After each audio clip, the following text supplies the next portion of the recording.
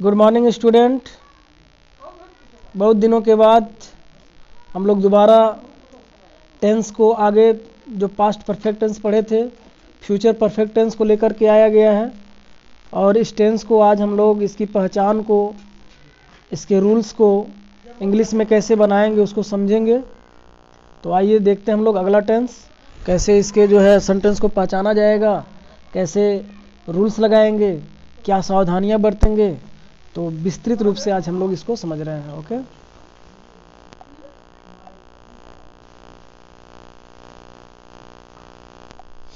Future perfect tense, इसका सबसे पहले हम लोग पहचान देखते हैं। इसका पहचान है जिस वाक्य के क्रिया के अंत में चुका होगा, चुकी होगी, चुके होंगे, चुका होगा आदि आवे, फ्यूचर परफेक्ट टेंस का वाक्य कहलाता है। तो आप टेंस शुरू से पढ़ रहे हैं, आसानी हो गई होगी। तो आपका जो वाक्य रहेगा हिंदी का, उस वाक्य के अंत में, क्रिया के अंत में चुका होगा शब्द रहेगा, चुकी होगी रहेगी। तो आपको 100% श्योर कर लेना है कि ये फ्यूचर परफेक्ट टेंस है। अब इसके बाद आपको इसमें रेड पेन में दिखाया हुआ है हेल्पिंग वर्ब। इस टेंस में हेल्पिंग वर्ब क्या लगाएंगे? तो हेल्पिंग वर्ब में हम विल हैव और शैल हैव का यूज करेंगे। विल हैव कहाँ यूज करेंगे? आई वी को छोड़कर सभी कर्ता के साथ विल हैव का करेंगे, ध्यान से समझ लीजिएगा इसको। और शैल हैव का प्रयोग कहाँ करेंगे? आई वी के साथ करेंगे शैल हैव का प्रयोग।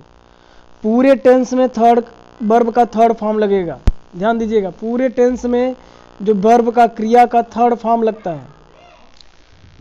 क्लियर? एक बार फिर से समझते हम लोग। फ्यूचर परफेक्ट टेंस का जो पहचान करेंगे उसके वाक्य के अंत में क्या होगा? चुका होगा। जैसे वह खा चुका होगा, वह पढ़ चुका होगा, तुम दौड़ चुके होगे। तो ये वाक्य है, तो लास्ट में क्या होगा? चुका होगा आ रहा है, तुम दौड़ चुके होगे। फ्यूचर परफेक्ट टेंस का वाक्य है। तो कैसे बनाएंगे आगे देखेंगे हम लोग। लेकिन इस टेंस में हेल्पिंग वर्ब क्या यूज करेंगे? Helping verb will have, shall have का यूज करेंगे। विल हैव का यूज कब करेंगे? एक वचन के साथ नहीं, सबके साथ, आई वी को छोड़ करके। शैल हैव का प्रयोग कब करेंगे? केवल आई वी के साथ। पूरे टेंस में क्रिया का थर्ड फॉर्म लगाएंगे। क्लियर? तो इसका स्क्रीनशॉट ले लीजिए आप लोग और बढ़ते हैं हम अफर्मेटिव सेंटेंस की तरफ। अफर्मेटिव सेंटेंस यानी साधारण वाक्य। इसमें देखिए लिखा हुआ है रूल में पहले ही, आई वी को छोड़कर सभी कर्ता के साथ विल हैव का प्रयोग करेंगे। तो आई वी को साथ क्या करेंगे? शैल हैव का प्रयोग लिखा हुआ है। तो अब रूल्स को देखते हैं। सब्जेक्ट विल हैव, वर्ब का थर्ड फॉर्म ऑब्जेक्ट। इसी क्रम में आपको ट्रांसलेट बनाना है। जैसे वह घर जा चुका होगा आ गया है, तो क्या होगा? He will have gone to home. क्या हो जाएगा? He will have gone to home. तुम पढ़ चुके होगे, you will have to, we will have read, sorry to नहीं लगेगा, वो तो यूज हो जाएगा। तो तुम पढ़ चुके होगे। अब देखिए आप, मैंने क्या रखा? वह घर जा चुका होगा, तो वह घर जा चुका होगा का पहले हम सब्जेक्ट रख दिए ही, फिर क्रिया नियम के अनुसार विल हैव, फिर क्रिया का थर्ड फॉर्म गॉन, फिर होम। ठीक, ऑब्जेक्ट। ऐसे तुम पढ़ चुके होगे, you will have to read. मैं देख चुका हूंगा, आई शैल हैव लुक्ड। आई के साथ शैल लगेगा। तो यहां तक आपको क्लियर हो गया होगा।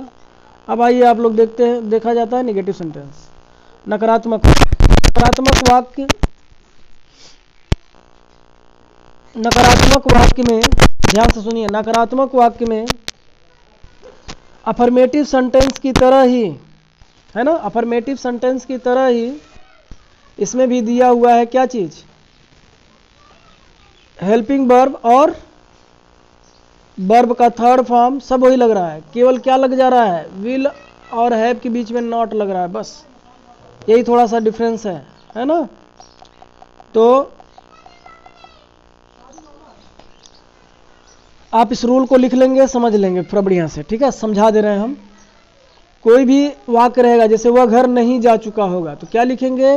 पहले वह की अंग्रेजी ही रखेंगे, फिर सहायक क्रिया helping verb will not have, फिर जाना का थर्ड फॉर्म गो का गॉन, कहाँ जाना? टू होम, घर। बना दिए आप। तो रूल के अनुसार लगाएंगे आप लोग। तुम नहीं पढ़ चुके होगे, क्या करेंगे इसका?